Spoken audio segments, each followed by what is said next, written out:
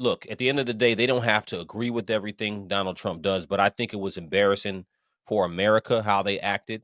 Um, and you just talked about the young man, the young boy, 13 years Hmm. old.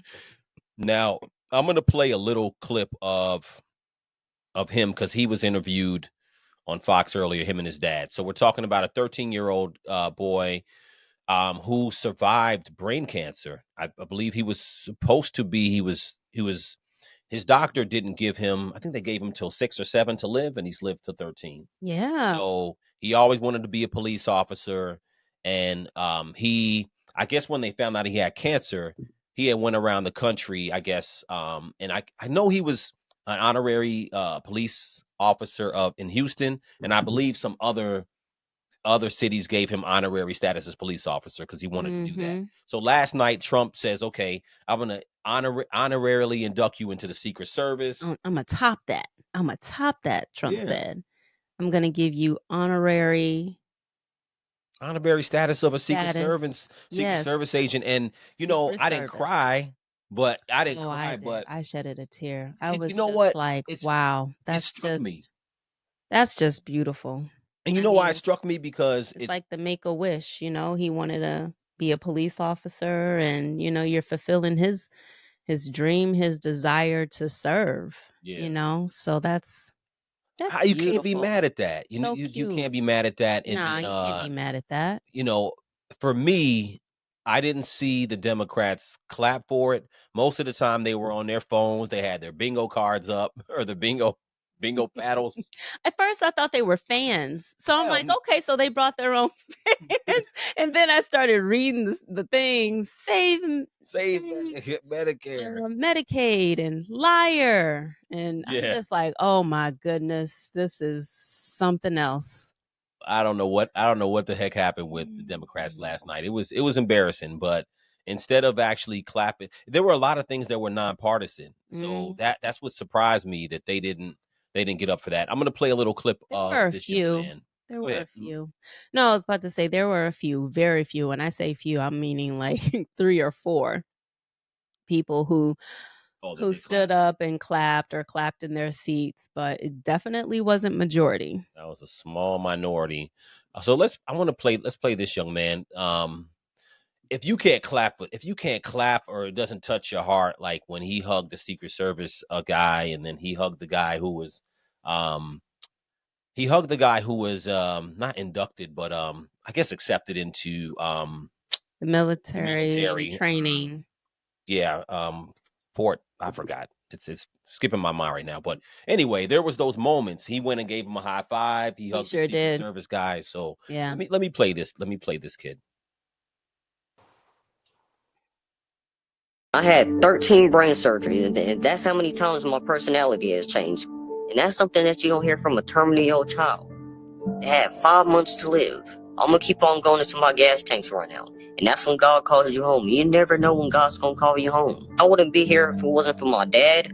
I know he's pretty proud of me, and I'm pretty proud of him too. And I'd like to thank President Trump, because if it wasn't for him, I wouldn't be here today. Beautiful, beautiful words. And let's bring in the not so rational reaction of Nicole Wallace. I hope he has a long life as a law enforcement officer. But I hope he never has to defend the United States Capitol against Donald Trump's supporters. And if he does, I hope he isn't one of the 6 who loses his life to suicide.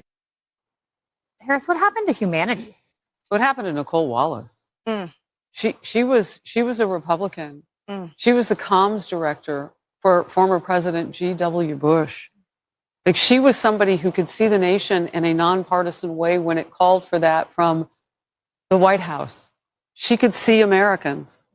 What is she looking at right now? She has joined the liberal side of the chamber last night, who I now can call, I mean, literally, the largest convention of heart donors living on the planet. Living heart donors. What happened to that beating passion inside their chest that said, we want to do great things for America and America? So what happened to the Democrats?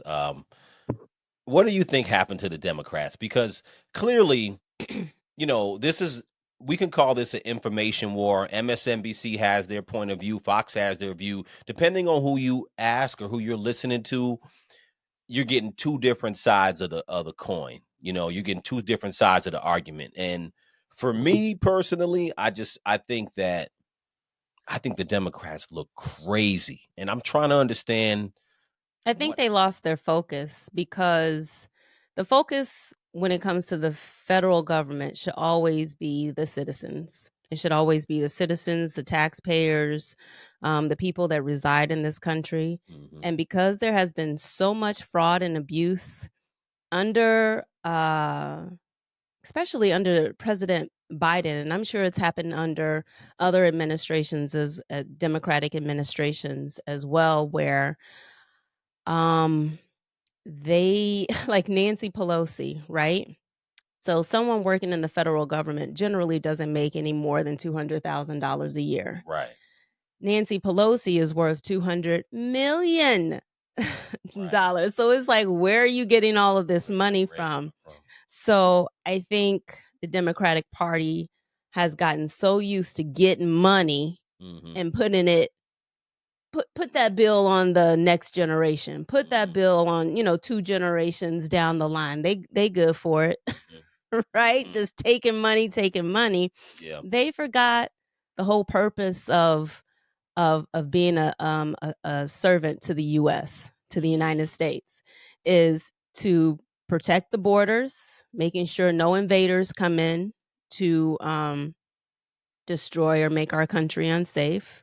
Number 2, look out for the citizens. You want to make sure that things are affordable, make sure our tax dollars are being used towards something that's going to reap the benefits for us.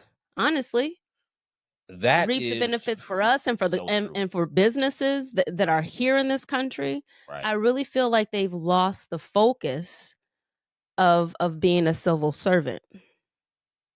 Well, you know what? I think that you're so right because I think that the way government has been ran for a long time, and I mean it's probably even you can always say Republican government too, but when you look at when you look at Trump 47 is a lot different than Trump 45, first of all. So, but when you look at Biden, Trump, back to Obama, then back to Bush, I think what's changed is that America's never been it's never been ran.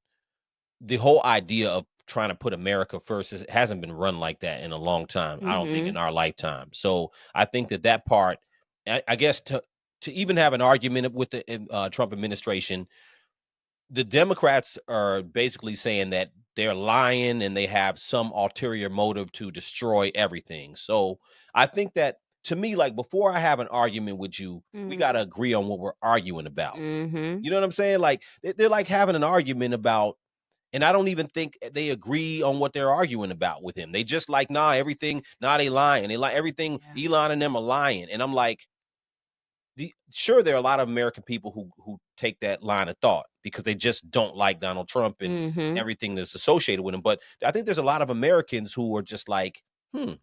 So they've opened up the conversation, like you said, government spending, immigration, and questioning, like, yo, is the government really spending the money, the tax money that's brought in for our benefit? To your point, like, I think I've never seen that conversation really come to the forefront the way it is now.